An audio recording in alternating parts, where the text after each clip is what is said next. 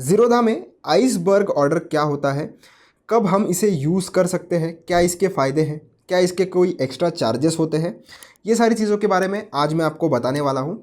ये वीडियो बनाने का मुझे इससे मोटिवेशन मिला दोस्तों कि एक हमारे सब्सक्राइबर हैं या एक हमारे व्यूअर है, उनकी कमेंट मुझे आई थी कि उनके पास बहुत ही बड़े क्वांटिटी में ETFs है और उनको वो सेल करने हैं। तो उनका पहला कंसर्न था क्या मुझे मार्केट ऑर्डर यूज़ करनी है, लिमिट ऑर्डर, जो कि मैंने वो वीडियो में ऑलरेडी बताया है। और दूसरा क्वेश्चन उनका ये था कि क्या मैं कोई और मेथड या अलग अलग शॉर्ट्स में इसको डिवाइड कर सकता हूँ ये ऑर्डर को, या मैं इसको एक ही साथ बेचूँ। तो इसके लिए ही आप ये जो आइसबर्ग ऑर्डर है वो यूज़ कर सकते हो।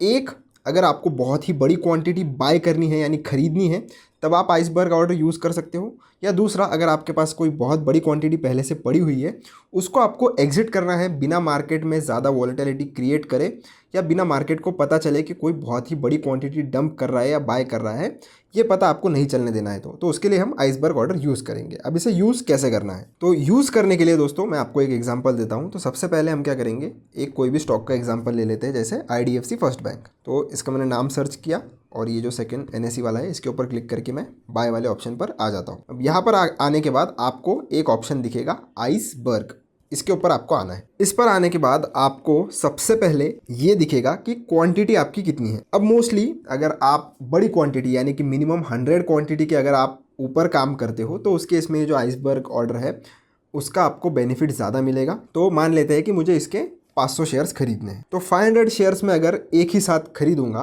तो आपको पता ही है मार्केट में काफ़ी सारे एल्गोरिदम्स वगैरह होते हैं। उसके चक्कर में ऐसा हो भी सकता है कि कोई बड़ा प्लेयर आकर शेयर डंप कर दे ताकि आपको नुकसान हो जाए। तो इससे अगर आपको बचना है तो आप क्या करोगे, आपको खरीदनी तो 500 क्वांटिटी है, आप खरीदो पूरी, पर यही खरीदने के लिए आप सिंपली आपका ये जो ऑर्डर है वो सिंगल ऑर्डर में प्लेस ना करते हुए उसको अलग अलग छोटे छोटे ऑर्डर्स में स्प्लिट कर दोगे। अब कितने ऑर्डर में स्प्लिट करोगे ये भी आप डिसाइड कर सकते हो। कैसे डिसाइड करना है, डिसाइड करोगे आप नंबर ऑफ लेग्स पर। नंबर ऑफ लेग्स मतलब कि ये जो आपकी टोटल क्वांटिटी है उसको आपको कितने नंबर ऑफ ऑर्डर्स में तोड़ना है। जैसे मैं अगर इसे 10 ऑर्डर्स में तोड़ना चाहता हूँ तो 10 ऑर्डर्स में मैंने तोड़ा तो 50 क्वांटिटी पर लेग में ये जाएगा। मतलब ये जो आपकी 500 क्वांटिटी है वो 50 50 50 ऐसे कर करके अलग अलग 10 लेग्स में एग्जीक्यूट होगा। मतलब किसी को नहीं पता चलेगा कि किसी ने 500 क्वांटिटी एक साथ बाई की है, क्योंकि आपकी 10 अलग अलग ऑर्डर्स वहाँ पर जाने वाली है। तो ये अगर आपको कम ज़्यादा करना है नंबर ऑफ़ लेग्स तो आप आपके हिसाब से कर सकते हो। एक लेग में कितना क्वांटिटी एग्जीक्यूट होगा उसका भी कैलकुलेशन आ जाता है।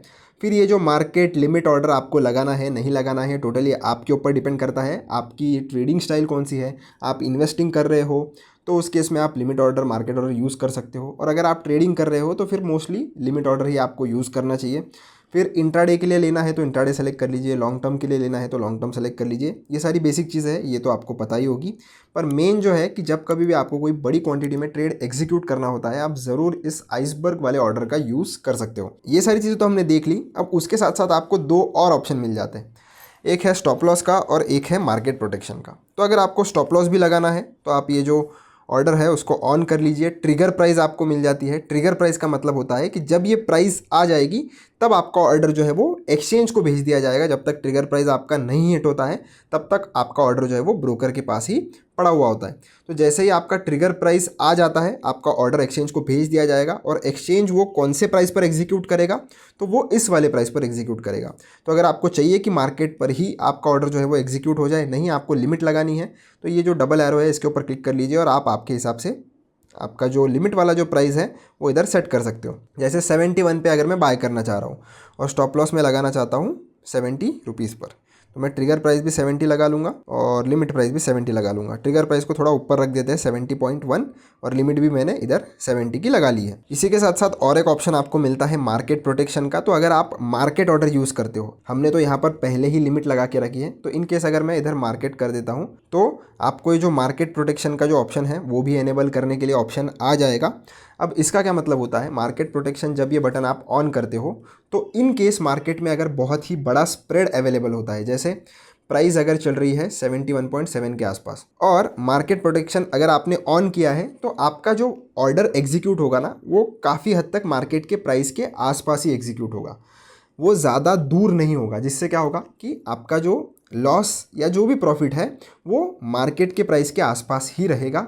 नहीं तो क्या होगा कि इतनी बड़ी क्वांटिटी है, अगर 71.7 का मार्केट प्राइस चल रहा है और आपका जो ऑर्डर है वो कहीं दूर जाकर एग्जीक्यूट होता है, तो उसमें आपको फालतू का नुकसान उठाना पड़ सकता है। तो मार्केट प्रोटेक्शन अगर आप ऑन करते हो तो ये सारी चीज़ों से आप ऑटोमेटिकली बच जाते हो। आपका ऑर्डर जो है वो बहुत ही क्लोज एग्जीक्यूट किया जाएगा मार्केट में जो भी प्राइस चल रहा होगा उसी के आसपास। उसके बाद एक बार आप चेक कर लेना कि आपको चार्जेस कितने लगने वाले हैं। इसके ऊपर आप क्लिक कर लीजिए।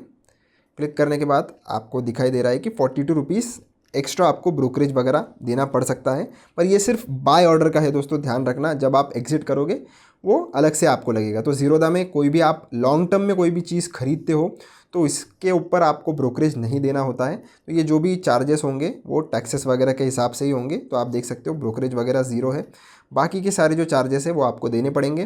पर वही अगर मैं इसको लॉन्ग टर्म से हटाकर ट्रेडिंग पर कर देता हूँ, यानी कि इंट्राडे में अगर मुझे कोई ट्रेड लेना है उसमें अगर मैं आइसबर्ग ऑर्डर यूज़ करता हूँ तो इंट्राडे पर मैंने कर दिया। अब इसको हम फिर से रिफ़्रेश करेंगे और अब आप ब्रोकरेज देख सकते हो कि इसका जो ब्रोकरेज है वो आपसे लिया जाएगा।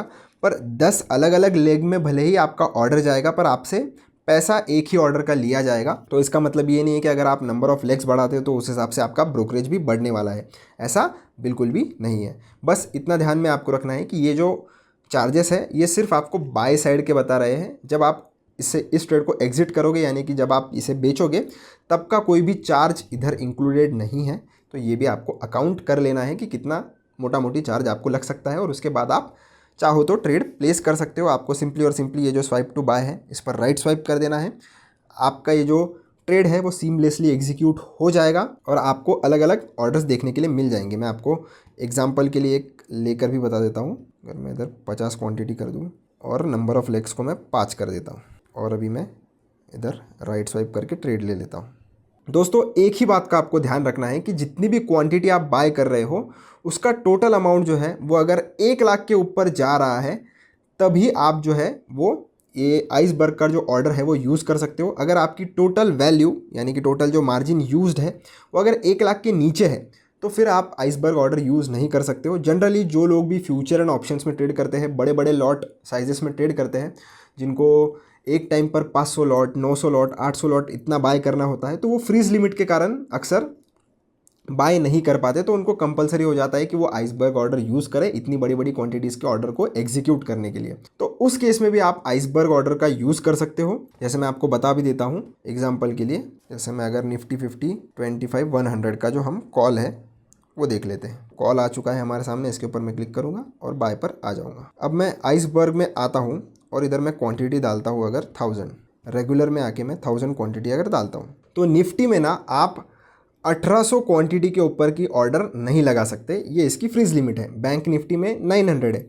तो अगर आपको इससे भी ज़्यादा अगर क्वांटिटी खरीदनी है तो आपको आइसबर्ग जो ऑर्डर है उसमें आना है। आपकी क्वांटिटी 2000 है तो इसको आप नंबर ऑफ़ कितने लेग्स में करना है आप डिसाइड कर लीजिए, 5, 10।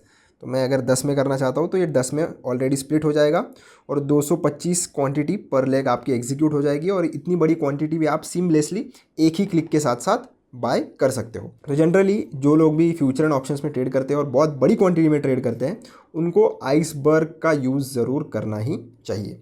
आशा करता हूँ आपको ये वीडियो हेल्पफुल लगा होगा। वीडियो पसंद आया हो तो चैनल को सब्सक्राइब जरूर कर देना, वीडियो को लाइक कर देना। मिलता हूँ नेक्स्ट वीडियो में।